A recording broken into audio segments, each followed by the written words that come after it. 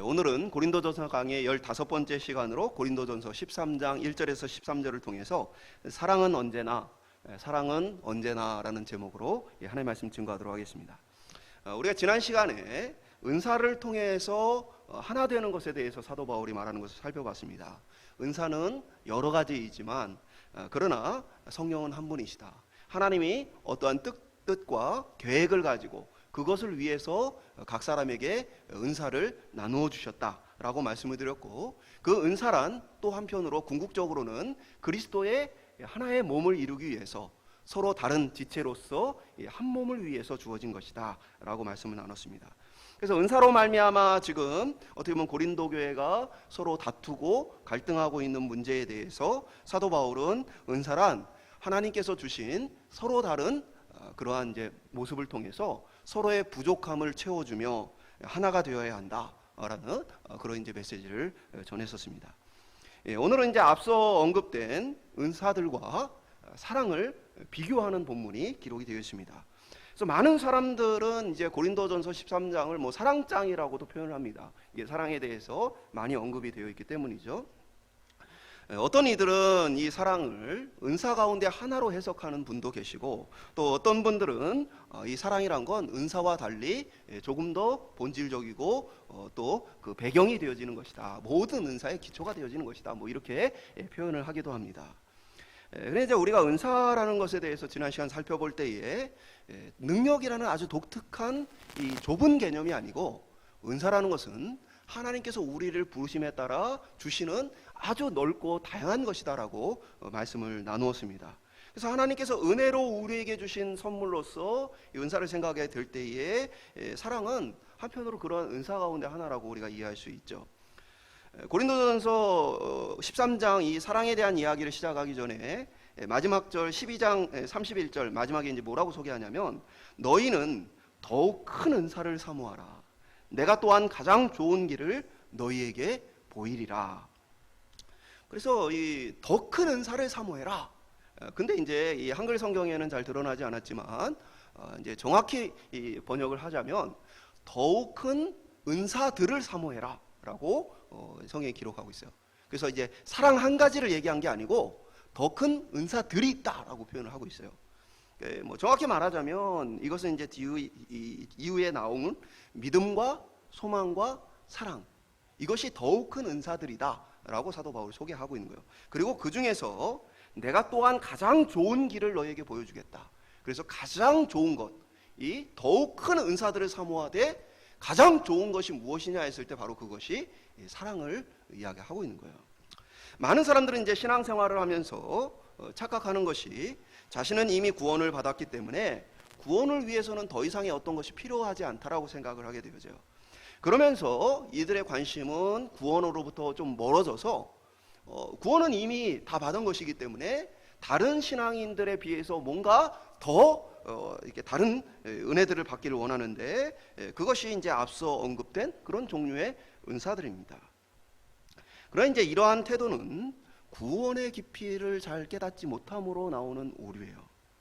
여전히 우리의 구원은 더 풍성하고 깊은 이 하나님의 선물이고, 그것을 더 많이 누릴 것이 지금 우리의 눈앞에 있다는 사실이에요. 그러니까 그 참된 구원의 기쁨과 감격과 은혜를 맛보게 되어지면 더 깊은 수준의 구원의 은혜와 감격들을 추구하게 되어 있어요. 근데 이 구원의 은혜를 제대로 깨닫지 못하니까 구원을 가볍게 생각하고 구원이 아닌 다른 추가적인 어떤 은혜들에 대해서, 부수적인 은혜들에 대해서 마음과 생각을 빼앗기게 되어지는 것이죠.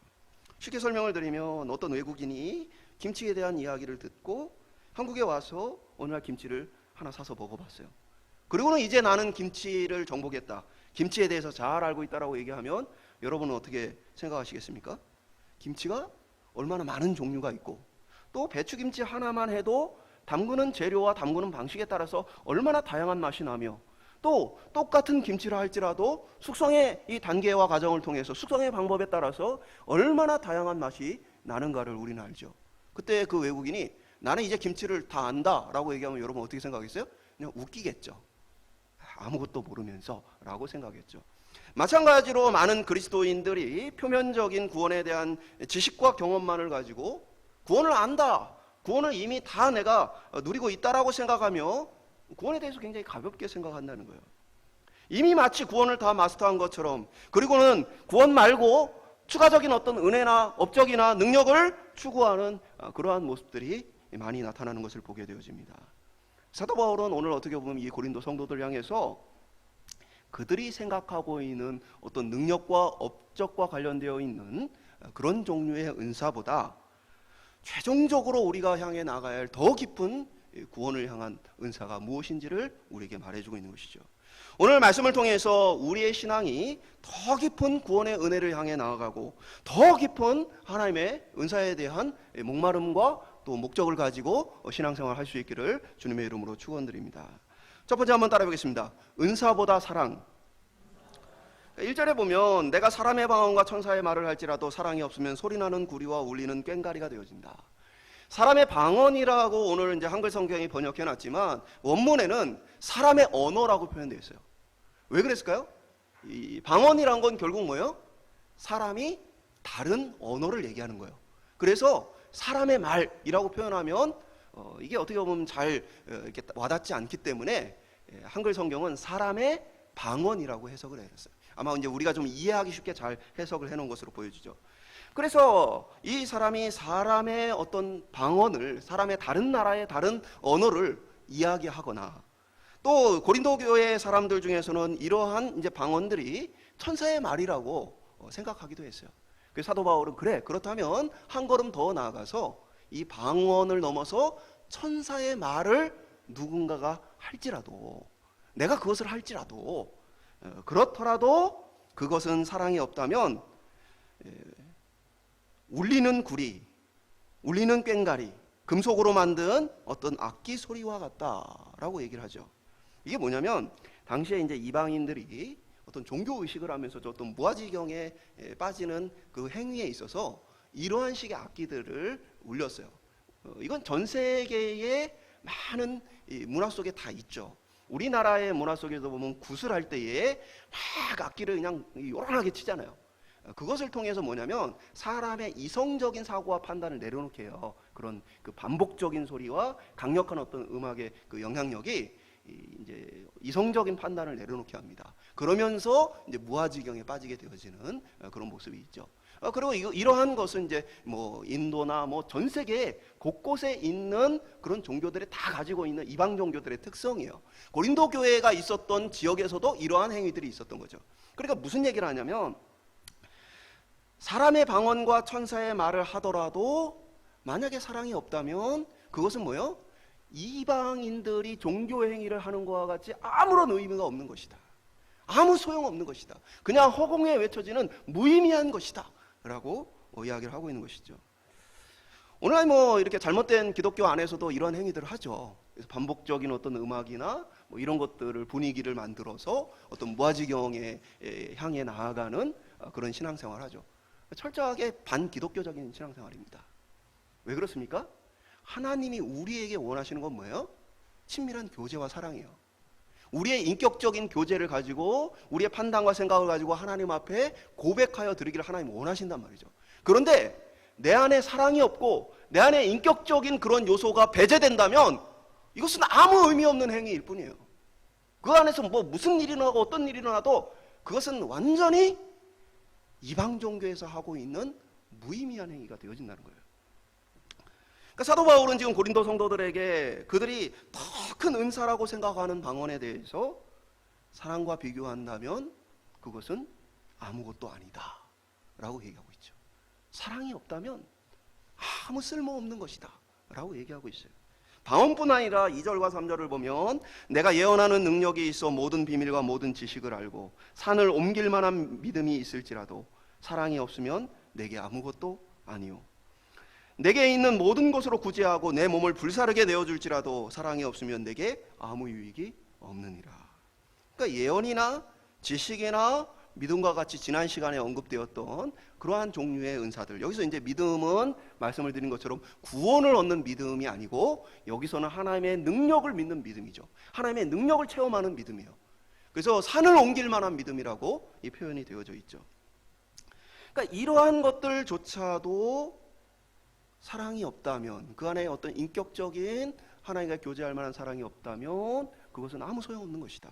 심지어는 내가 가진 모든 재물을 다 가난한 자들에게 나누어 주고 내 생명을 다른 이를 위해 내어줄지라도 사랑이 없다면 그 모든 것은 아무것도 아니다 라고 사도 바울이 얘기하고 있죠. 사랑이 없다면 아무런 유익이 없는 것이다. 그러니까 조금 유익하고 더 많이 유익하고의 문제가 아니고 그냥 전혀 유익이 없고 아무 쓸모가 없다라고 지금 사도 바울이 표현을 해주고 있는 거예요. 이 모든 종류의 앞서 언급된 은사들은 개인의 신앙을 더불어서 교회의 유익을 위해 그리스도의 몸을 이루어가는 목적을 위해 하나님께 선물로 주신 은사들이에요.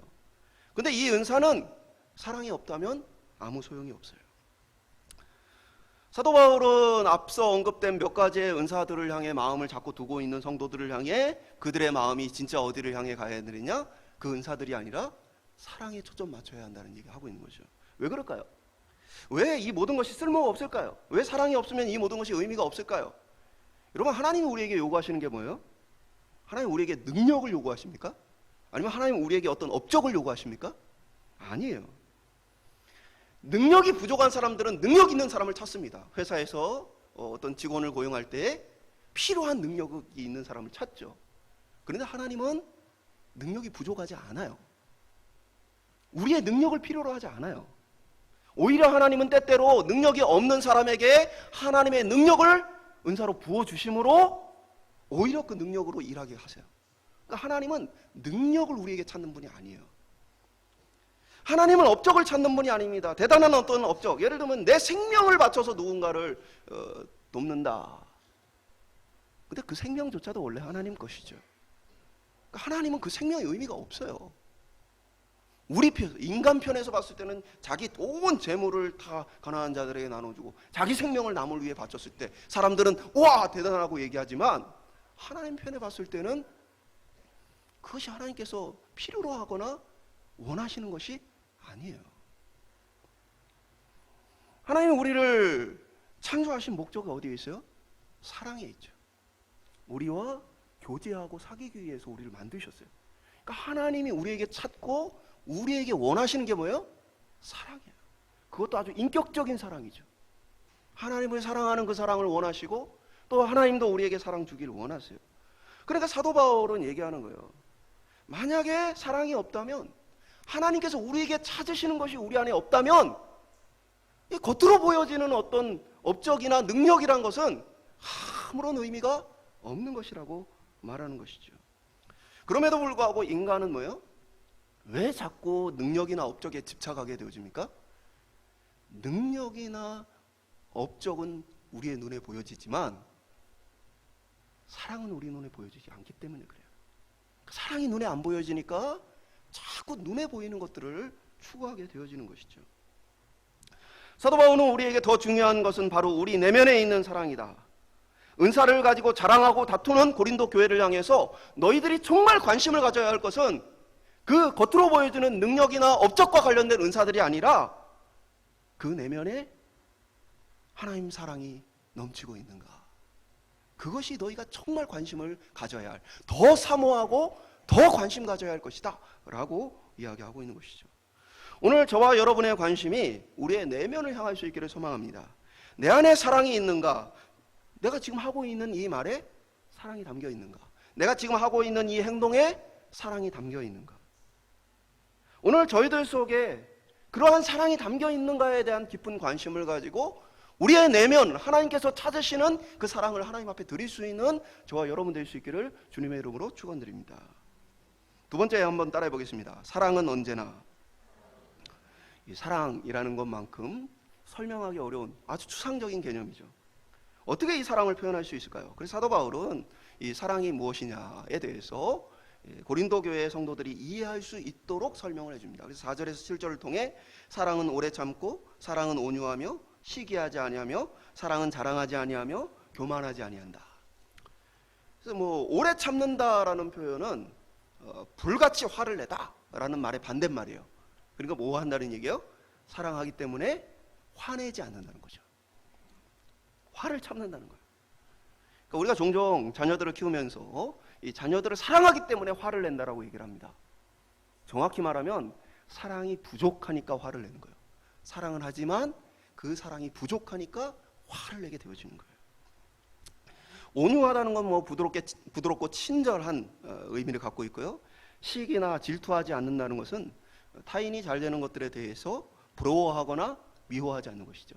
그 사람을 사랑하기 때문에 그 사람이 잘 되는 것으로 나도 기뻐하는 거예요. 자랑과 교만이란 것은 자기가 내세워지는 거예요. 자랑이란 건 뭡니까? 다른 사람들로부터 자기 자신이 드러나는 게 자랑이에요. 주목받는 거죠. 교만이란 건 뭡니까? 내 자신이 나에게 집중하는 거예요. 그게 교만이죠. 그러나 사랑은 뭡니까? 그 시선을 사랑하는 자들에게 향하죠. 그래서 그 사랑하는 사람이 많은 이에게 존경과 관심을 받도록, 또 그 사랑하는 사람을 향해서 나 역시 그에게 초점을 맞추는 거죠. 그래서 이 사랑이라는 것은 우리의 시선을 바꾸게 되어지죠. 5절과 6절, 7절을 보면 무례히 행치 않고 자기 유익을 구하지 않고 성내지 않고 악한 것을 생각하지 않고 불의를 기뻐하지 않고 진리와 함께 기뻐하고 모든 것을 참고 모든 것을 믿고 모든 것을 바라고 모든 것을 견딘다. 사랑이 모든 것을 행하게 한다. 뭐 일일이 이 구절들을 설명하지 않아도 사랑하면 우리 안에 어떻게 변화가 되는지를 기록하고 있고, 이것은 노력하여 이루어지는 것이 아니라 우리의 내면이 변화되어지면 자연스럽게 나타나는 변화라는 것을 우리는 알 수 있죠. 그래서 이 사랑은 성령의 열매라고도 표현이 되어 있어요. 성령을 따라 변화된 인격 속에 자연스럽게 이 사랑이 나오게 되어지는 것이죠. 인간은 비록 완전하지 않지만 불완전하지만 그럼에도 불구하고 이 사랑을 가지고 있고 알고 있어요. 자녀를 향해, 부모를 향해 불완전하지만 우리는 이러한 사랑들의 특징을 알고 있죠. 자식들을 키우다 보면 자녀들이 말을 잘 듣고 부모님을 기쁘게 할 때도 있지만 때로는 자녀들이 부모의 마음을 불편하게 하거나 괴롭게 하는 때가 있죠. 근데 사랑이 이 모든 것을 덮어버립니다. 그러니까 여러분, 사실 이제 이 자녀라는 존재는 갖다 버렸어도 몇백 번 갖다 버렸어야 될 존재들이죠. 내가 노력을 해서 내가 수고한 것으로 공짜로 먹여주고 공짜로 입혀주고 이 공짜로 헌신해서 다 섬겨주는데 고마워하기는커녕 원망하고 때로는 화를 내고 때로는 막 이렇게 불경건한 그런 태도로 대할 때 여러분 어떻게 해야 돼요? 갖다 버리는 게 지극히 정상적이죠. 여러분, 세상 사람들 중에 그렇게 내가 사랑으로서 헌신하고 양보하고 섬겼는데 나를 그렇게 대하는 사람이 있다. 그러면 여러분 어떻게 하겠어요? 그 사람 멀리하게 되겠죠. 그런데 이 자녀를 벌써 갖다 버려도 몇백 번 갖다 버렸을 때 그 자녀를 끝까지 건심하고 걱정하고 염려하며 나아가는 이유가 어디 있어요? 사랑이죠. 그러니까 사랑이 그 모든 것을 다 덮어버릴 만큼 강력하고 큰 거예요. 그러니까 우리는 불완전해요. 인간이 불완전하기 때문에 항상 지속적으로 사랑하지 못하고 항상 충만한 가운데 사랑하지 못하고 때로는 이제 사랑이 변질되거나 아니면 사랑이 조금 줄어들어서 이러한 이 불완전함을 갖고는 있지만, 그러나 우리는 이 사랑이 무엇인지를 알고 있어요. 그리고 성경은 이러한 사랑에 대해서 우리에게 좋은 모델을 보여주신데 바로 예수 그리스도시죠. 예수님은 배신한 제자들을 향해 부활하신 후에 먼저 찾아가십니다. 그러니까 예수님 잘못했어요 라고 제자들이 돌아왔을 때 예수님 받아준 게 아니고 예수님이 자신을 배신하고 여전히 배신한 가운데 있는 그 제자들에게 먼저 다가갔어요. 그러니까 사랑이란 건 뭡니까? 나한테 용서하기를 구하고 그 사람이 나한테 잘못했다고 말하기를 바라는 게 사랑이 아니에요. 사랑은 이미 용서가 되어버린 거예요. 사랑은 이미 받아줄 준비가 되어 있는 것입니다. 그러니까 용서를 구하고 안 구하고는 아무런 의미가 없어요. 왜? 내가 사랑이면 그런 것들을 따질 필요가 전혀 없는 것입니다. 내가 사랑하지 않으니까 그런 조건을 요구하는 거예요. 오히려 사랑은 그 배신한 자에게 한 걸음을 더 다가가서 그를 불러내는 것이죠. 비난과 조롱하는 무리들을 위해 예수님은 십자가를 주시죠. 예수님 십자가에 감사하고 찬양 올리는 것이 아니라 사람들은 비난하고 조롱했죠. 한번 내려와 봐라. 네 목숨이라 살려봐라. 엘리야를 찾는다 보다. 수많은 비난과 조롱으로 침뱉으며 욕하는 그들을 향해서 예수님 십자가를 지셨죠. 히브리서 12장 2절은 믿음의 주요 또 온전하게 하시는 이인 예수를 바라보자. 그는 그 앞에 있는 기쁨을 위하여 십자가를 참으사 부끄러움을 개의치 아니하시더니. 예수님이 이 비난과 조롱을 받으면서 십자가를 지실 때에 그 예수님의 마음에 뭐가 있어요? 사랑이 있어요. 그래서 이것을 뭐예요? 오히려 기뻐하며 오히려 그 기쁨을 바라보며 이 십자가를 지셨다라고 얘기해요. 그러니까 십자가에 모든 사람들이 경멸하고 미워하고 또 조롱하고 비판하는 또 수치스러운 이 모든 것이 사랑으로 덮여버렸어요. 사랑 때문에 나머지 모든 것들의 의미를 잃어버리죠. 우리는 바로 그 예수 그리스도의 사랑을 아는 자들이죠. 무엇보다 예수 그리스도께서 우리 안에 계시고 성령을 통해 날마다 그의 사랑을 우리에게 증거하심으로 우리는 이 사랑을 아는 사람들입니다. 오늘 저와 여러분이 우리의 삶 속에 예수 그리스도의 이 사랑으로 더욱 활활 타오를 수 있기를 소망합니다. 나의 삶 속에 내 안에 있는 이 사랑을 바라보면서 정말로 내가 정말 사랑하고 있는가 점검할 수 있기를 소망합니다. 인간의 사랑은 그럼에도 불구하고 자꾸 사그러들고 불완전해서 변질되어져요. 저도 보면 참 저희 아내하고 신혼 때에는 밥을 먹는 중에도 저희 아내가 얼굴을 마주하면서 나만 봐 막 이랬어요. 그래서 너무 좋으니까 그냥 밥 먹는 중에도 그냥 자기 얼굴만 보라는 거예요. 근데 지금은요 귀찮아요. 밥 먹는데 얼굴을 치우라고 그럽니다. 사랑이 바뀌죠. 종류가 바뀌기도 하고 강도가 바뀌기도 해요. 우리는 불완전해요. 그런데 오늘 하나님께서 우리에게 찾으시는 그 사랑이 내 안에 충만하게 있는가? 내가 여전히 많이 사랑하고 있는가? 오늘 저희들의 말과 행동과 태도, 삶의 현장 속에서 겉으로 보여지는 것이 아니라 우리 내면에 그 하나님의 사랑이 맞는가? 지금 성경에서 사랑은 언제나 이렇다라고 말하는 그것들을 기준 삼아서 내가 지금도 사랑하고 있는가? 오늘 여전히 우리의 삶을 점검하고 돌아볼 수 있기를 주님의 이름으로 축원합니다. 마지막으로 따라해 보겠습니다. 일시적인 은사와 영원한 은사. 그럼 왜 다른 은사들에 비해서 이 사랑이 더 큰 것인가? 왜 우리가 더욱더 사모해야 할 것인가? 8절에 보면 사랑은 언제나 떨어지지 아니하되 예언도 패하고 방언도 그치고 지식도 패하리라. 그러니까 고린도 교회 성도들은 예언이나 방언이나 지식과 같은 것들을 대단한 은사로 생각하며 추구했어요. 그러나 사도 바울은 이러한 종류의 은사들은 일시적인 것이다. 이것은 나중에 뭐예요? 폐하해진다라는 것은 없어진다는 거예요. 이것은 계속되어질 것이 아니라 하나님께서 주신 목적을 이룰 때까지 일시적으로 우리에게 주신 것이다. 영원히 우리가 추구해야 할 것이 아니다라고 얘기를 하고 있어요. 그러면서 이제 9절은 우리가 부분적으로 알고 부분적으로 예언한다.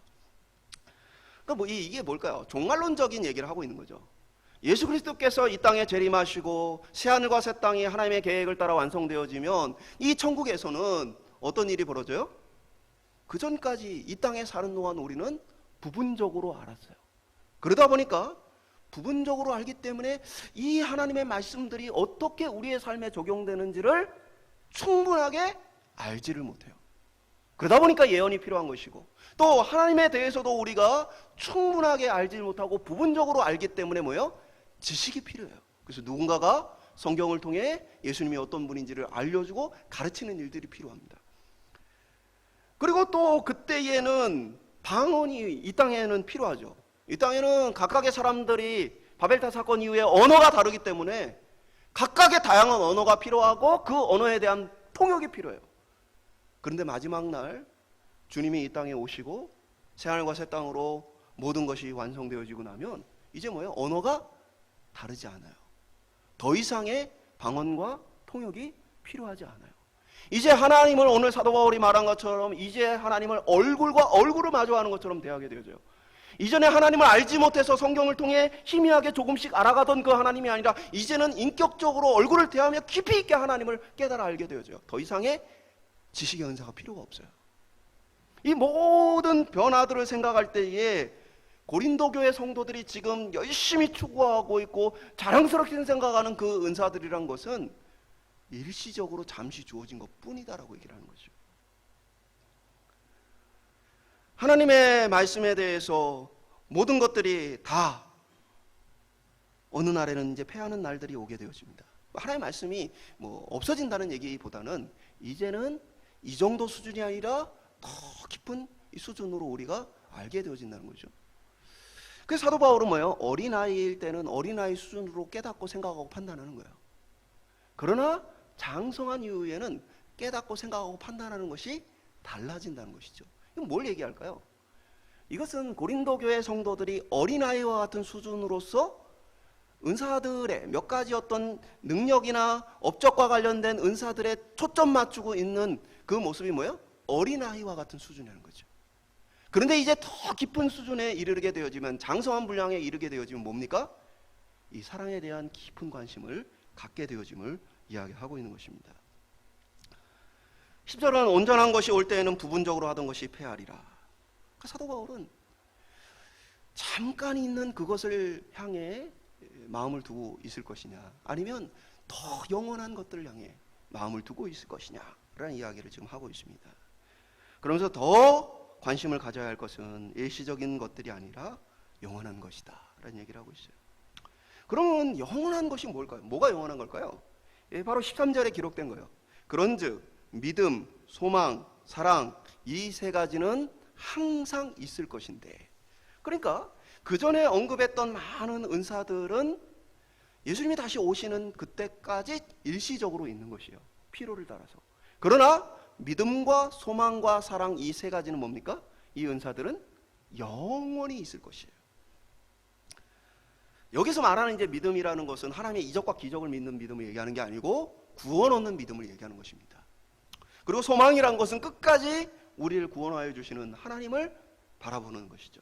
사실은 앞서 언급된 은사들은 뭐와 관련이 있어요?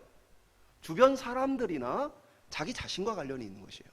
자신의 믿음이 자신의 구원을 향해 나아가는 길에 유익이 되어지거나, 또는 공동체가 하나 되어지고 공동체가 더 풍성한 하나님의 은혜를 누리기 위해 필요한 그러한 것들이에요. 그러나 지금 말한 믿음과 소망과 사랑이라는 것은 뭡니까? 하나님과의 관계 속에 직접적으로 관련이 있는 은사들이에요. 그래서 이 은사들은 폐해지지 않고 없어지지 않고 항상 있을 영원한 것들이라고 사도 바울이 말하고 있는 것이죠. 그러면서 이제 사도 바울이 마지막으로 한마디를 더 추가하죠.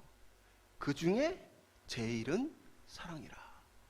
그러니까 믿음과 소망과 사랑, 이것은 영원한 은사들인데, 그런데 그 중에 제일은 사랑이다. 믿음과 소망, 사랑은 뭐 하나만 가질 수는 없어요. 이것들은 함께 있는 것입니다. 그리고 함께 있어야 하는 것이에요. 그럼에도 불구하고 사도 바울이 믿음과 소망과 사랑을 나누어서 그 중에 사랑을 강조한 이유는 무엇이냐면, 이것이 인간 창조의 가장 핵심적인 목적을 갖고 있기 때문에 그래요. 그러니까 믿음이란 건 뭡니까? 깨어진 하나님의 관계를 회복하는 것이죠.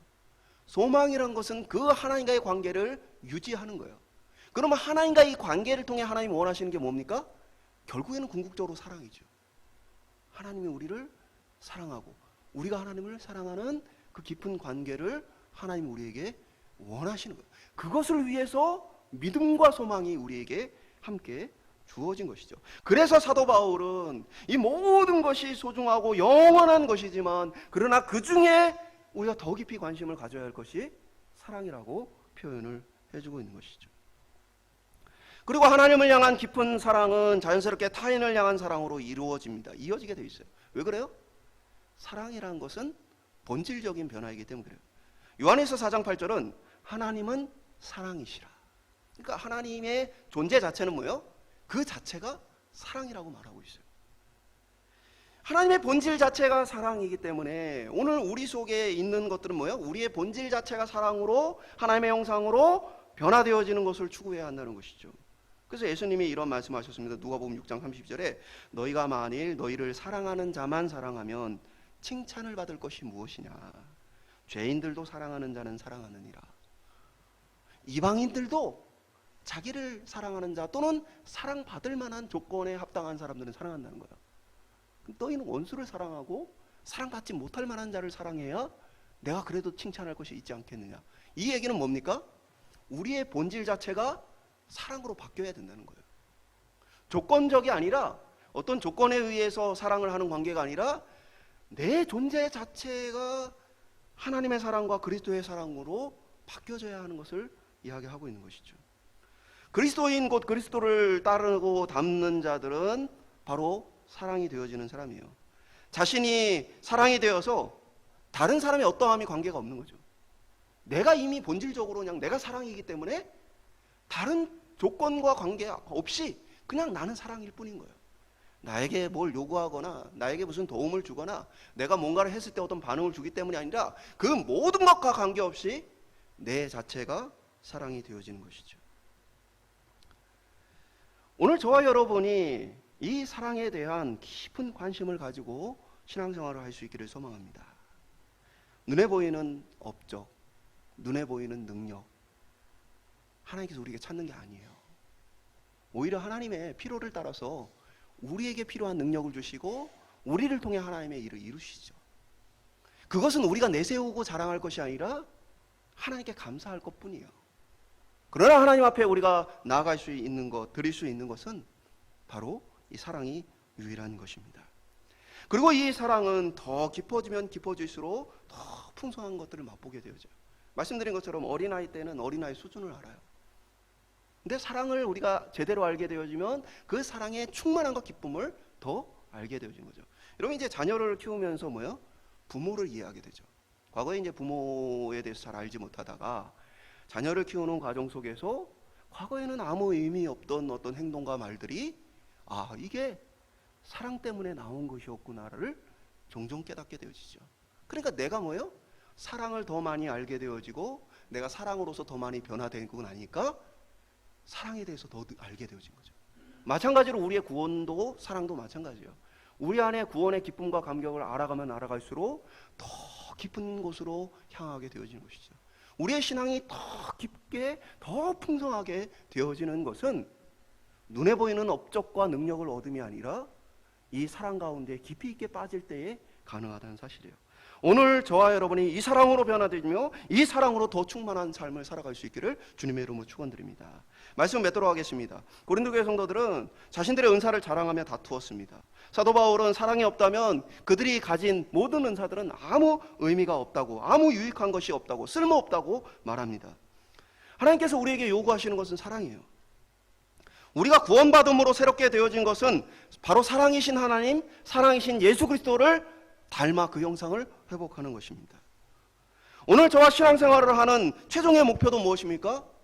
하나님을 더 많이 더 깊이 사랑하며 그 사랑 가운데 거하기 위해서입니다. 그래서 이 칼빈이 유명한 말을 했죠. 진정한 그리스도인은 지옥이 없어도 믿음을 저버릴 수가 없다. 왜 그래요? 천국 가기 위해서 믿는 게 아니에요. 진짜 믿음이란 건 뭡니까? 내가 하나님을 사랑하기 때문에 그 사랑을 추구하기 때문에 하나님과 함께 있기 위해 이 신앙생활을 하는 것이지, 지옥에 안 가고 천국 가기 위해서 신앙생활을 한다는 것은 어린아이 신앙생활이죠. 이 사랑을 맛보지 못한 거예요. 오늘 저와 여러분이 주님 앞에 이 사랑을 구하기를 원합니다. 이 사랑이란 게 은사라고 했죠. 은사란 건 뭐예요? 하나님의 은혜 가운데 우리에게 주시는 선물이에요. 그래서 저도 날마다 기도해요. 하나님, 내가 하나님을 더 많이 사랑할 수 있게 해주십시오. 하나님을 더 많이 사랑하는 그러한 은사를 내게 부어주십시오. 오늘 저와 여러분 속에 하나님께서 독생자를 주신 그 사랑과 예수 그리스도께서 이 땅에서 오셔서 보여주신 그 사랑을 바라보면서 내가 그 사랑을 닮아가고 있는가, 그 사랑이 내 안에 충만해 가고 있는가 돌아볼 수 있길 소망합니다. 우리의 신앙생활이 날마다 사랑은 언제나 라고 표현된 그 사랑의 조건을 돌아보며 내 안에 사랑이 있는가, 사랑이 부족하다면 하나님 내게 사랑의 은사를 부어주십시오. 더 많이 사랑하게 해주십시오. 오늘 이것을 통해서 더 깊은 구원의 감격과 더 깊은 하나님의 은혜를 누려가는 저와 여러분 될 수 있기를 주님의 이름으로 축원드립니다.